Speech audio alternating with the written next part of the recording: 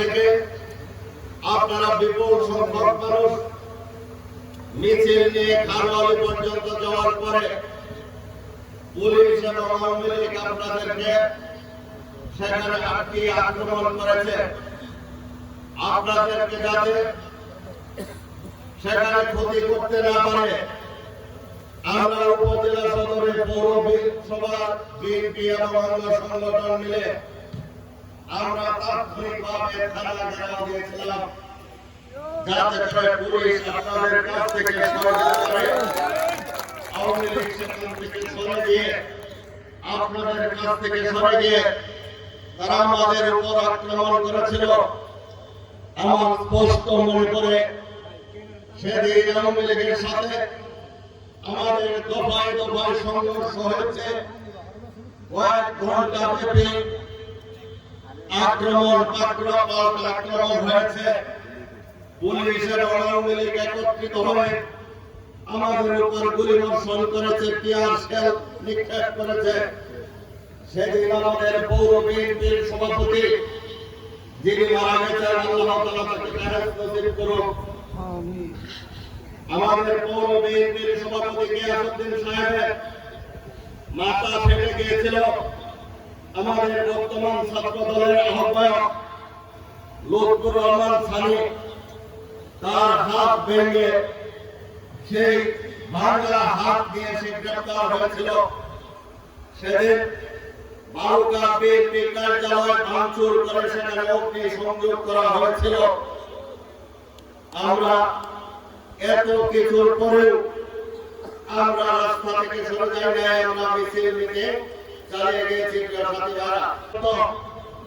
কাঠের গুলা থেকে কাঠ দিয়ে আমরা সেই রাস্তা ব্যারিকেড করেছিলাম এবং দীর্ঘক্ষণ সেই রাস্তা ব্যারিকেড করে আটকে রাখার ফলে বালুকার পুলিশ, বিশালের পুলিশ, গোপরগাঁয়ের পুলিশ, একজন এডিশনাল এসপির নেতৃত্বে সারা বালুকা ঘেরাও দিয়েছিল এবং আমরা সেখানে যখন নিরাপদ বোধ করি নাই তখন আমাদের নেতৃবৃন্দ আমাকে গাড়িতে উঠিয়ে দিয়ে গোপরগাঁয়ের রাস্তা দিয়ে চলে যাওয়ার জন্য পাঠিয়েছিল। আমি গোয়ার পার হয়ে বিরুলিয়ার মোড় পর্যন্ত যাওয়ার পর পুলিশ ব্যারিকেড দেয় এবং সেখানে আমার জিপ গাড়ি রেখে আমি আমাদের একজন কর্মীর মোটর সাইকেল দিয়ে আমি গোপরগাঁও পার হয়ে ভৈরব হয়ে ঢাকায় গিয়েছিলাম। প্রিয় সাথী ভাইরা, আজকে স্পষ্ট মনে করে যে আমাদের জাতীয় কর্মসূচির অংশ হিসাবে আমরা বালুকাতে কর্মসূচি দিয়েছিলাম। সেই কর্মসূচিতে নজরুল ইসলাম খান, যুবদল নেতা মোয়াজ্জেম হোসেন আলম এবং সুলতান সালাউদ্দিন টুকু আসবে, তাদের নামে পুরস্কার করা হয়েছে। আমরা বালুকা ডিগ্রি কলেজ মাঠে সেদিন সমাবেশের জন্য ডিগ্রি কলেজ থেকে অনুমতি নিয়েছি, পাইলট স্কুলের অনুমতি নিয়েছি, হালিমুন্নেসা গার্লস স্কুলের অনুমতি নিয়েছি, ঈদগাহ মাঠের অনুমতি নিয়েছি। পর্যায়ক্রমিক ভাবে যে মাঠে আমরা অনুমতি নেই আমরা সাথে সাথে দেখতে পাই উপজেলা প্রশাসন থেকে একটি চিঠি আসে এবং সেটি মিডিয়া, টেলিভিশন এবং মিডিয়ার মাধ্যমে প্রচার হয় যে সেখানে 144 ধারা জারি করা হয়েছে। এমনই পরিস্থিতিতে আমরা 11 ইউনিয়নের বিএনপির নেতৃবৃন্দ, বালুকা উপজেলা বিএনপির নেতৃবৃন্দ আমরা একত্রিত হয়ে আলোচনা করে সিদ্ধান্ত নিলাম, বাংলাদেশে যখন 52 ভাষা আন্দোলন হয়েছিল সেই ভাষা আন্দোলনে ঢাকা বিশ্ববিদ্যালয়ের ছেলেরা সর্বপ্রথম 144 ধারা ভঙ্গ করে সেদিন রাজপথে নেমেছিল, যে কারণে আমরা ভাষা আন্দোলন সফল হয়েছিল। আমাদের বাইরের রক্তের বিনিময়ে বাংলাদেশে যেদিন গণতন্ত্র হত্যা হয়েছিল সেদিন ঢাকার রাজপথে 144 ধারা ভঙ্গ করে জাতীয়তাবাদী ছাত্রদল মিছিল করেছিল বিধায় সেই স্বৈরাচার এরশাদকে আমরা হটাতে পেরেছিলাম। সেদিন আমরা শপথ নিয়েছিলাম এই ফ্যাসিস্ট স্বৈরাচার শেখ হাসিনাকে উৎখাত করার জন্য যেভাবে তারা আক্রমণ করে পুলিশ দিয়ে তাদের নিজস্ব বাহিনী দিয়ে তাদের 144 দ্বারা বাংলাদেশের কোন জায়গায় ভাঙতে পারে না। আমরা ভালুকা উপজেলা বিএনপি সর্বপ্রথম সেই একদিনে 9 জায়গায় 144 দ্বারা আমরা সেই 144 দ্বারা ভঙ্গ করে আমরা প্রমাণ করব এই ব্রিটিশ সরকার নেই। প্রিয় সাথী ভাইরা, আমরা রাত্রিবেলা সংবাদ পেলাম আমাদের যারা দেশ ছিলেন নজরুল ইসলাম খান সাহেব, মোয়াজ্জেম হোসেন আলম সাহেব, টুকু সাহেব, তাদের নামে ওয়ারেন্ট আছে, তারা আসতে পারবে না। নেতা কর্মীদের মধ্যে হতাশার ভাব। রাত্রে প্রায় 12টা বাজে সেই মুহূর্তে সাহস করে আমি নেত্রীর উদ্দেশ্যে ওনার পিএস এর কাছে ফোন দিলাম এবং বললাম এমন পরিস্থিতিতে আমরা কর্মসূচি থেকে পিছু পা হই নাই, কিন্তু আমাদের সাথে যারা দাওয়াতি মেহমান ছিলেন, গেস্ট ছিলেন, তারা কিছুক্ষণ আগে অস্বীকৃতি জানিয়েছেন। এখন আমি কি করতে পারি? তিনি তাৎক্ষণিকভাবে ম্যাডাম দলীয় কার্যালয়ে ছিলেন, ম্যাডামের কাছে নিয়ে ফোন দেন এবং ম্যাডাম আমাকে বলেন যে করে হোক সে 144 দ্বারা ভঙ্গ করে তুমি সেখানে সমাবেশ করবে। যত নেতাই লাগে আমি রাত্রের মধ্যে কথা বলে তাদেরকে বালুকায় পাঠাবো। আগামী কালকে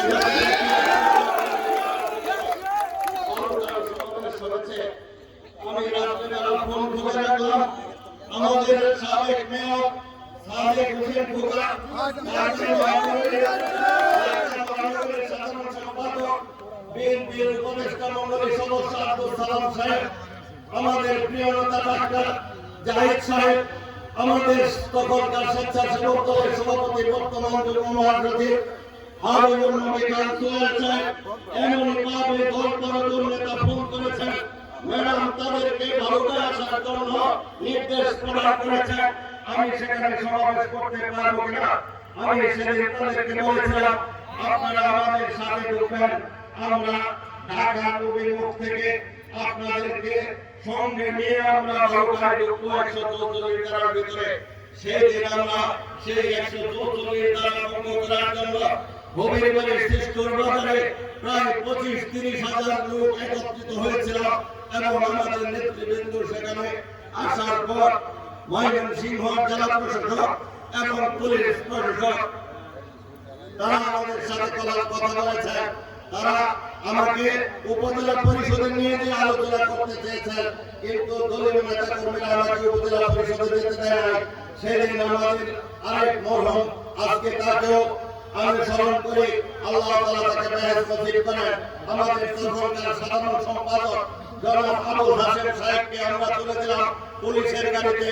আপনি উপজেলা সদরে যাবেন, সেখানে যে আলোচনা করবেন, যদি তারা মাঠ আমাদেরকে দেয় ভালো, যদি মাঠ নাও দেয় তারপরেও আমরা সেই 144 ধারার ভিতরে সমাবেশ করে ভালুকা থেকে প্রমাণ করব বাংলাদেশ জাতীয়তাবাদী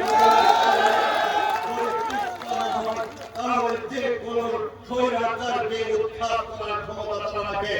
সেদিন আমাদের ঐক্যবদ্ধ প্রচেষ্টার কারণে ময়মনসিংহের জেলা প্রশাসক, পুলিশ প্রশাসক সেদিন পিওন এবং থানার ওসি তাদেরকে শোকজ করেছিল এবং আমাদেরকে মাঠ খালি করে দেওয়ার জন্য নির্দেশ প্রদান করেছিল। প্রিয় সাথী ভাইরা, এমনভাবে আমরা সেদিন আমাদের নেতৃবৃন্দদেরকে সাথে নিয়ে আমরা 144 ধারার ভিতরে এসে সমাবেশ করতে সফল হয়েছিলাম। আজকে এরপরে আমরা যখন অবরোধ চলে, সেই অবরোধ গুলিতে আমাদের এই ভালুকার বিএনপির নেতৃবৃন্দ বারবার আমরা সেই অবরোধ গুলি সফলভাবে পালন করেছি। আর হবির বাড়িতে আমাদের নেতৃবৃন্দ 7-8 জন গুলিবিদ্ধ হয়, কিন্তু আমরা তারপরও মাঠ ছেড়ে যাই নাই। প্রিয় সাথী ভাইরা, আজকে এই কথাগুলি বললাম এই কারণে যে আমাকে যখন যে দায়িত্ব দল থেকে দেওয়া হয়েছে, আমি বিশ্বাসের সহিত আন্তরিকতার সহিত নিজের জীবনের ঝুঁকি নিয়ে আমি দলের পক্ষে দলকে উদ্যোগ তোলার জন্য আমার জীবনের সর্বোচ্চ চেষ্টা করেছি।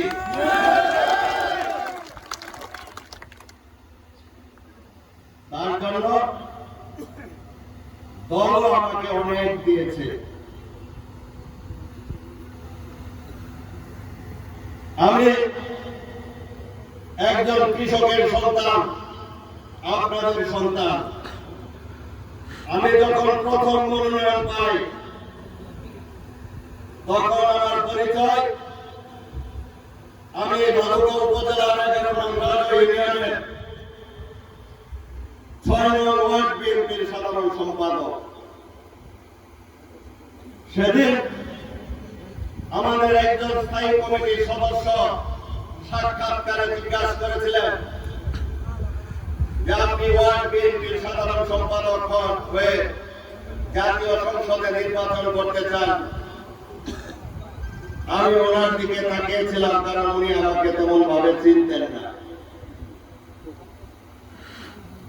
উনি আমাদের দলের প্রবীণ কোন নেতা ছিলেন না, পরবর্তীতে আমাদের দলে এসেছেন এবং স্থায়ী কমিটির সদস্য ছিলেন। আমি সম্মান করি ওনাকে।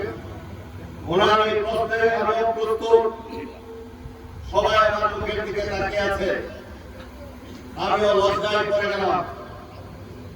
সেই মুহূর্তে ম্যাডাম বেগম খালেদা জিয়া আমাকে জিজ্ঞাসা করলেন, তোমার বাবার শরীর কেমন আছে?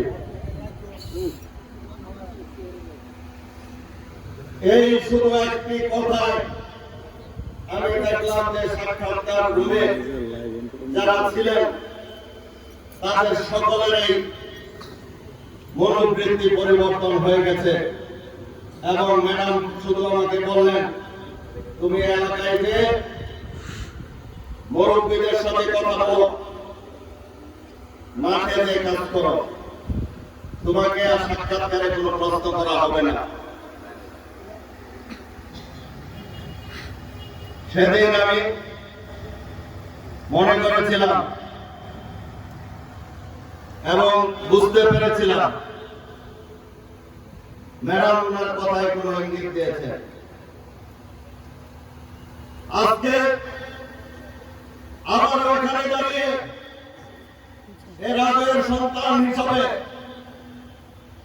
আপনাদের ভাই, আপনাদের সন্তান হিসাবে এই জাতীয়তাবাদী দলের আমার ত্যাগ, তিতিক্ষা, আন্তরিকতা এইগুলির উপর ভিত্তি করে আমি বলতে পারি বর্তমানে দলে আমার কোনো পদ নেই। আমি ষড়যন্ত্রমূলক ভাবে দলের সাধারণ সদস্য পদ আমি হারিয়েছি। যখন নির্বাচনে প্রার্থী নির্বাচনের সাক্ষাৎকার নেবেন, সেই সাক্ষাৎকারে দলের পক্ষ থেকে আমাকে আহ্বান করা হয়েছে। যিনি আমাকে প্রথম আহ্বান করেছেন, আমি ওনাকে প্রশ্ন করেছিলাম, আমি দলের মধ্যে তো নেই, আমাকে বহিষ্কার করা হয়েছে, আপনি আমাকে সাক্ষাৎকারে আসতে বলতেছেন।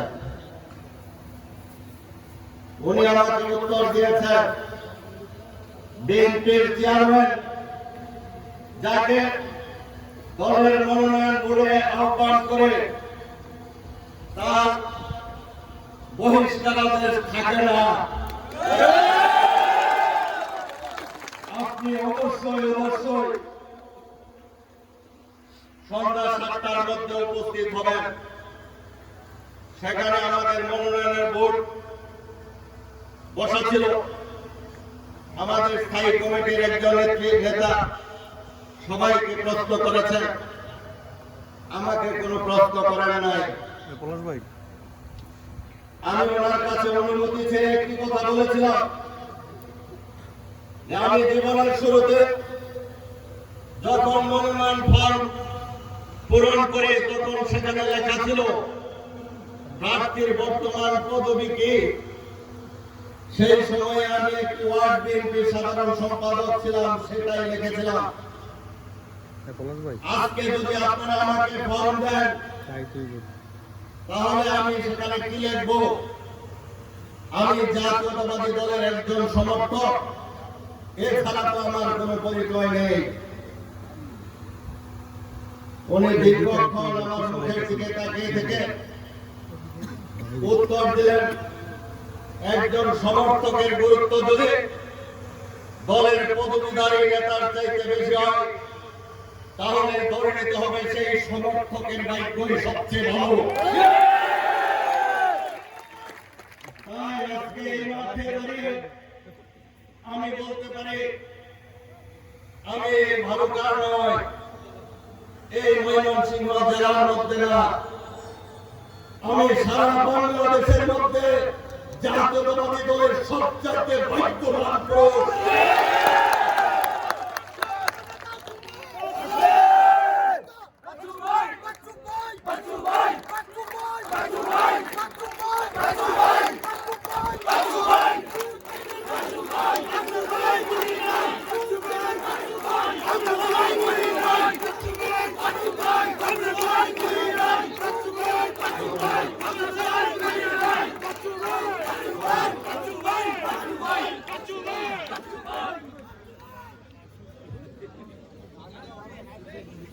বাংলাদেশে আমার পূর্বে কোন প্রার্থী বিএনপি থেকে 35 বছর বয়সে মনোনয়ন পায় নাই। বাংলাদেশে জাতীয়তাবাদী দল থেকে বহিষ্কৃত থাকা অবস্থায় কোন প্রার্থীকে সাক্ষাৎকার নেওয়া হয় না। আর এবার যদি বহিষ্কৃত থেকে আবার মনোনয়ন পায়, তাহলে সারা বাংলাদেশের জাতীয়তাবাদী দলের নেতা কর্মীদের মধ্যে আমার চাইতে ভাগ্যবান পুরুষ দ্বিতীয়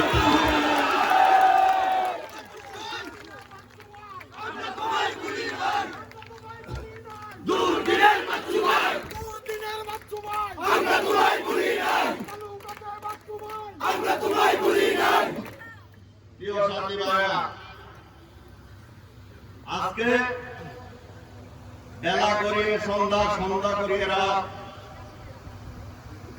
দলের পক্ষ থেকে আমার কাছে প্রতিনিধি চাওয়া হয়েছে, যাদের মাধ্যমে মিডিয়া প্রচার করবে। আমি যাদেরকে দিয়েছি তাদেরকে সিলেকশন করেছি। দলের পক্ষ থেকে আমার কাছে ছবি আইডি কার্ড চাওয়া হয়েছে। তাহলে কি ধরে নিতে পারি না?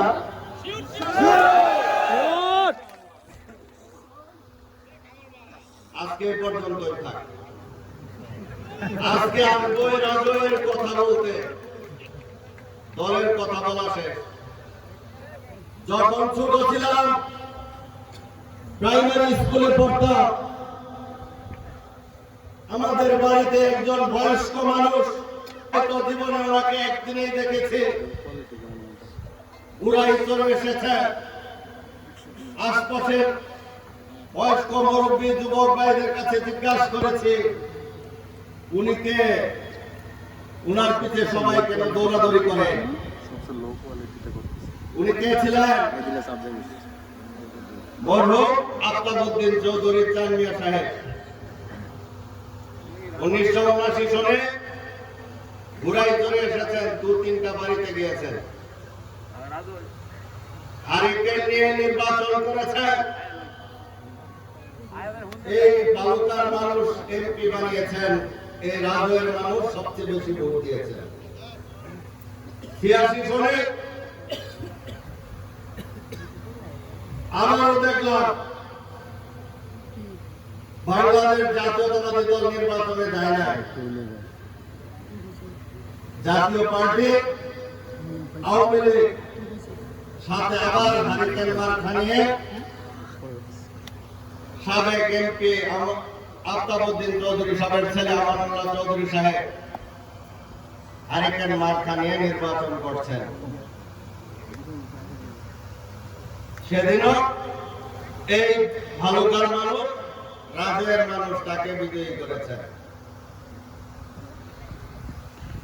2001 সনে আমরা ওনাকে বিএনপিতে মনোনয়ন নেওয়ার জন্য দাবি করলাম, দল মেনে নিল। উনি বিএনপি থেকে নির্বাচন করলেন, ধানের শীষ প্রতীক নিয়ে বিজয়ী হয়েছেন।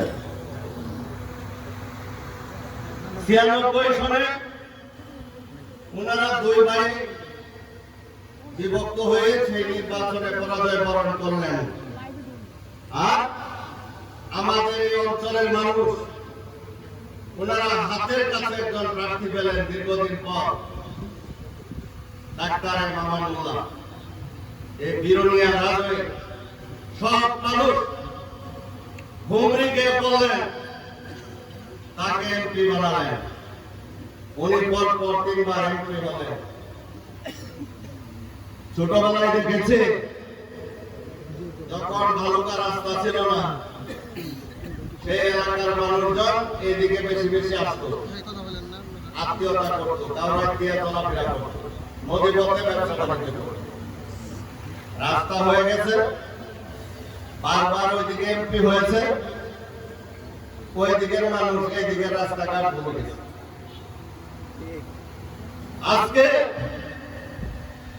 এই রাজয়ে দাঁড়িয়ে বলতে পারে আমরা এমন একটি ইউনিয়নে বসবাস করি যে ইউনিয়নের মানুষের সাথে অন্য ইউনিয়নের মানুষের চেহারার মিল নেই, পোশাকের মিল নেই, বাড়িঘরের মিল নেই, সম্পদের মিল নেই।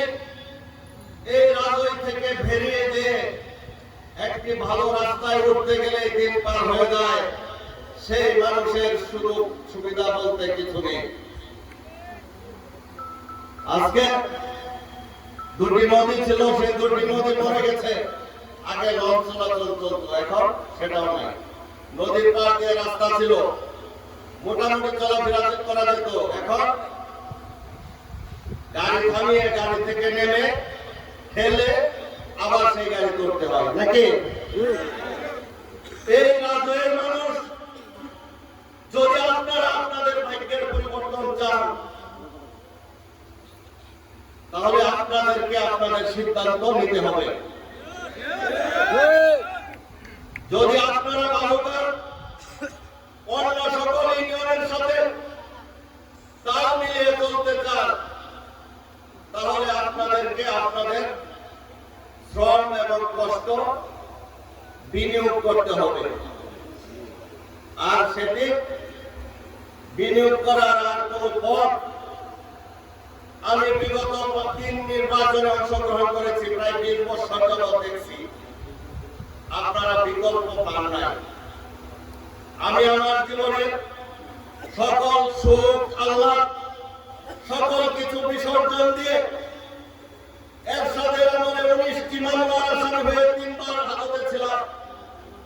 96 হাসিনা বিরোধী আন্দোলন করে হত্যা মামলার আসামি হয়ে 11 মাস দেশের বাইরে ছিলাম।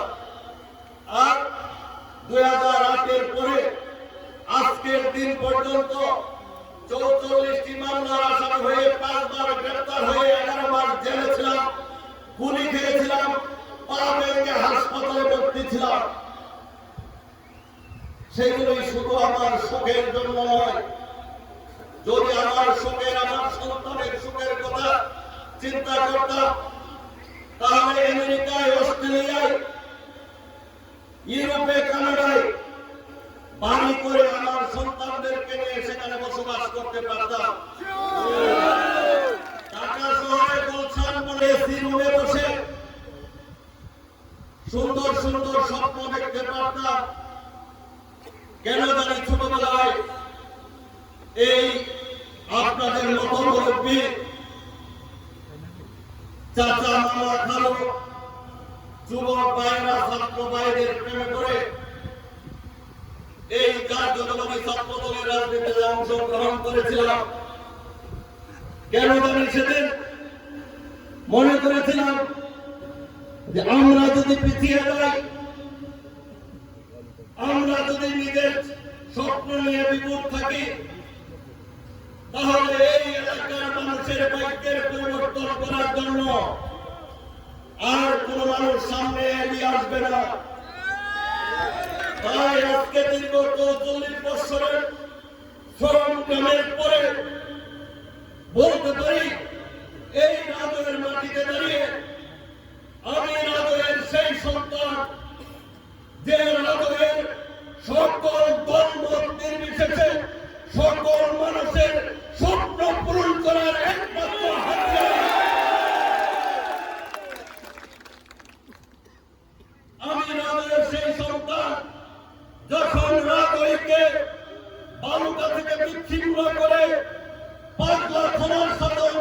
মুক্ত করে যখন রাজয়ের নির্বাচিত প্রতিনিধিরা রাজয়ের নেতৃবৃন্দ হতচায় নিমন্ত্রিত হয়ে সেটি মানার জন্য আপোষ রক্ষা করে তাদের সংসদ সদস্য উপজেলা চেয়ারম্যান পিওর সাথে সেদিন বুকবাজারে দাঁড়িয়ে মিটিং করেছিলেন। আপনারা ছিলেন না? সেদিন আপনাদেরকে বলেছিলাম এটি মাটির সংগ্রাম, এটি নিজের অস্তিত্বের সংগ্রাম, এটি বেঁচে থাকার সংগ্রাম। এই সংগ্রামে কোন ভাই, কোন বোন, কোন বৃদ্ধ, কোন যুবক, কোন ছাত্র পরে থাকবেন না। আমরা এই রাজয়ের মানুষের বালুকা দখল করে ঢাকা ময়মনসিংহকে বিচ্ছিন্ন করে দিব যদি রাজনীতিকে বালুকা থেকে আলাদা করে পাগলা থানায় নেওয়া হয়। সেই মিটিং যখন আমাদের চলছিল তখন বাইরে টিউন অফিসের প্রতিনিধি ছিল এবং বালুকা থানার স্টাফরাও ছিল এবং 3 দিনের প্রস্তুতি নিয়ে আমরা আলটিমেটাম দিয়েছিলাম আর কাগজ দিয়েছিলাম স্বাক্ষর করার জন্য। ভাগ ভাগ করে 2 দিনের মধ্যে প্রায় 10,000 মানুষ স্বাক্ষর করেছিলেন এবং সেদিন কথা উঠেছিল যে আমরা যদি ভালুকায় যাই তাহলে আমরা ফিরে আসবো না, তাহলে এতগুলি মানুষ সেখানে ভরণ পোষণ থাকা খাওয়া। সেদিনও বলেছিলাম রাজয়ের মানুষ যদি 1 মাস ভালুকায় থাকতে হয় তাদের ভরণ পোষণের চিন্তা করতে হবে না, সকল দায়িত্ব নিল আমরা যে কোনো ত্যাগ স্বীকার করতে রাজি হব। প্রিয় সাথী ভাইরা, সেই মিটিং এর পরে যখন আমি গাড়ি নিয়ে বালুকার উদ্দেশ্যে রওনা হই, কনাশাল পর্যন্ত যাওয়ার পর বালুকা থানার ওসি সাহেব এসেছেন, ইউনো সাহেব এসেছেন, আমাকে তাদের গাড়িতে তুলে নিয়ে যাবেন। আমি জিজ্ঞাসা করলাম, আমি এমনিতেই ভালুকা যাচ্ছি, আপনাদের গাড়িতে তুলে নেবেন কেন? বললো যে আপনাকে নিয়ে ডিসি অফিসে যাব। আমাকে নিয়ে যদি ডিসি অফিসে যান তাহলে আপনারা আমার গাড়িতে আসেন, আর আমাকে যদি আপনাদের গাড়িতে ওঠান আমি ডিসি অফিসে পৌঁছার পূর্বে এই রাজয়ের মানুষ যদি জানতে পারে তাহলে ভালুকা অচল করে দিবে। আপনারা সেদিন তারা আমার কথা বিশ্বাস করে ইউনো সাহেব আমাকে নিয়ে ডিসি অফিসে গিয়েছিল। আর ডিসি সাহেবের কাছে সমস্ত বিবরণ তুলে ধরার পর আপনাদের স্বাক্ষরিত সেই আবেদন জমা দেওয়ার পর আমাদের ডিসি সাহেব, তৎকালীন ডিসি সাহেব ব্যাগ ডেলে সেই সীমানা পুনর্নির্ধারণ করে রাজই আবার বালুকার সাথে একীভূত করেছে। প্রিয় সাথী ভাইরা, এই জন্য বললাম যে রাজয়ের 100 বছরের ইতিহাসে আপনারা এই রাজয়ের উন্নয়নের জন্য আর সকল মানুষের ভাগ্য পরিবর্তনের জন্য পিছনে আর কাউকে পান নাই। যদি সেই সুযোগটুকু আপনারা কাজে লাগাতে পারেন, আমরা যদি রাজয়ের এই রাস্তাগুলি বড় করতে পারি, এই নদীগুলি খনন করে নদী দিয়ে আবার লঞ্চ পরিচালনা করতে পারি, তাহলে আমাদের সকল জীবনযাত্রার মান পরিবর্তন হবে। আমরা ভালুকার অন্য সকল এলাকার সাথে সমন্বয় করতে পারব। সে কারণে এই রাজ্যের মানুষকে আমি সকল দল মত নির্বিশেষে আগামী জাতীয় সংসদ নির্বাচনে আমার পক্ষে, ধানের শীষের পক্ষে, আমাদের স্বাধীনতার ঘোষক শহীদ রাষ্ট্রপতি জিয়া রহমানের আদর্শ গড়া সংগঠন, যে সংগঠন 90-এর গণ অভ্যুত্থানের মাধ্যমে মানুষের কাছে গণতন্ত্র ফিরিয়ে দিয়েছে, যে সংগঠন 17 বছর রাজপথে আন্দোলন সংগ্রাম করে তার হাজার হাজার নেতা কর্মী গুম খুন হয়েছে, যে সংগঠনের নেত্রী এদেশের মানুষের ভালোবাসায় নিজের জীবন বিসর্জন দিয়ে এই বৃদ্ধ বয়সেও 7 বছর কারাভোগ করেছে, যে সংগঠনের নেতা তারেক রহমান সেই ফ্যাসিস্টদের নির্যাতনে আরাফাত রহমান কুকু, তারেক রহমান দীর্ঘদিন তারা অসুস্থ থেকেছে, তারপরেও কোন স্বৈরাচারের সাথে স্বার্থের কারণে আপোষ করেন নাই। এই দেশের মানুষের ভোটের অধিকার, ভাতের অধিকার, কথা বলার অধিকার প্রতিষ্ঠা করার জন্য, সেই সংগঠনকে প্রতিষ্ঠিত করার জন্য, সেই সংগঠনের দায়িত্ব আপনাদের সন্তান ফখরুদ্দিন বাচ্চুকে দানের শীষ নিয়ে নির্বাচন করার জন্য শুধু রাধো ইউনিয়ন নয়, এই রাধো ইউনিয়ন থেকে 11টি ইউনিয়নে যে 1 মাস 2 মাস কাজ করতে প্রস্তুত আছেন ভাইরা? ভাই সামনে তো বোন, ভাই সামনে। বাচ্চু ভাই, বাচ্চু ভাই, বাচ্চু ভাই, বাচ্চু ভাই, বাচ্চু ভাই, বাচ্চু ভাই, বাচ্চু ভাই, বাচ্চু ভাই, বাচ্চু ভাই। যদি আমার কথাগুলি বুঝে থাকেন তাহলে দ্বিতীয়বার আর বলবো না। আমাদের বয়স্ক মুরব্বী থেকে যুবক ছাত্র, মা, খালা, চাচি, বোনেরা, রাজে নির্বাচন করবেন মাত্র 3 দিন। যারা বুঝে ভালো, যারা না বুঝে আরো বেশি ভালো। আপনারা রাজয় থেকে বের হয়ে বালুকার 11টি ইউনিয়নে আপনাদের যে সকল আত্মীয় স্বজন আছে তাদের বাড়িতে থেকে 2 মাস আমার জন্য, দানের শীষের জন্য নির্বাচন ধানের শীষে ভোট দে, ধানের শীষে ভোট দে, ধানের শীষে ভোট দে, ধানের শীষে ভোট দে, ধানের শীষে ভোট দে। ইনশাআল্লাহ ইতিমধ্যে মানুষের কাছ থেকে প্রমাণ পাওয়া শুরু করেছে। যদি আপনারা আমার জন্য ভোট চান, যিনি জাল দিয়ে দিলে মাছ ধরছেন তাকে ডাক দিয়ে বললে সে মাছ ধরা ছেড়ে আপনার সাথে কথা বলতে আসবে। যিনি কৃষিকাজ করছেন তার ক্ষেত্রে তাকে ডাক দিয়ে যদি বলেন তাহলে সেও আমার কথা বললে চলে আসবে।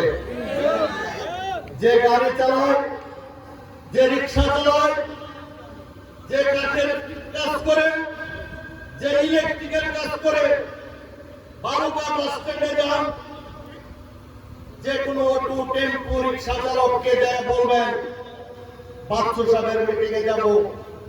যদি সেখানে কেউ আপনাদেরকে না করে তাহলে ধরে নেবেন আপনাদের এই সন্তান দূষিত। আর যদি আমি যে কথাগুলি বললাম আপনারা কথা বলার পরে আপনাদের মুখ থেকে কথা টান দিয়ে আমার জন্য তারা আপনাদের চাইতে বেশি কথা না বলে, তাহলে আমি আপনাদের সম্মুখে কথা দিচ্ছি, আমি রাজনীতি ছেড়ে দেব। ইনশাআল্লাহ একবার বলে দেখবেন, দ্বিতীয়বার বলার মতো কাউকে প্রয়োজন হবে না। তারা আপনাদের বাংলাদেশের মানুষ আমাকে এত বেশি ভালোবাসে। আর আমি এই ভালুকার মানুষের এই ভালোবাসাটাই আমার পুঁজি।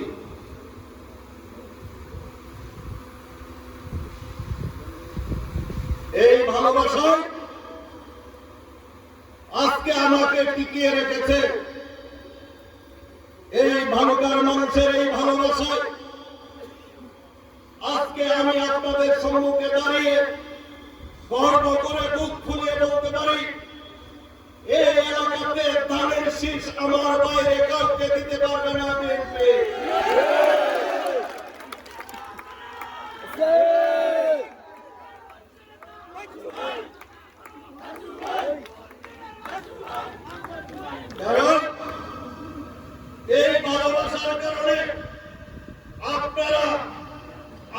রাস্তাকে বন্দুকের সামনে দাঁড়িয়ে আন্দোলন সংগ্রাম করেছেন। ঠিক আমাকে ছেড়ে আপনারা চলে যান নাই। এই বৃহত্তর ময়মনসিংহের ৩৯টি আসনের মধ্যে ভালুকা একমাত্র জায়গা যে ২০১৪ আন্দোলন দমানোর জন্য এখানে পুলিশ নয় সেনাবাহিনী নিয়োগ করতে হয়েছে। কারণ এই ভালোবাসার টানে আপনারা দূর পাঁচটায় ভালোবাসাতে যেভাবে চলে এসেছেন এবং সারাদিন আন্দোলন সংগ্রাম করে আপনারা প্রমাণ করেছেন আপনারা আপনাদের ভাই আপনাদের সন্তানের পক্ষ আছেন, যেটা আজকে আমাদের বিএনপি তাদের জরিপেও প্রমাণ পেয়েছে। না হলে দীর্ঘ ১ বছর দলের বাইরে থাকার পর আমার তো নাম চিহ্ন থাকার কথা ছিল না। সেজন্য আমি বলতে পারি যে ভালুকার মানুষ আমাকে আপনারা যেভাবে ভালোবেসেছেন,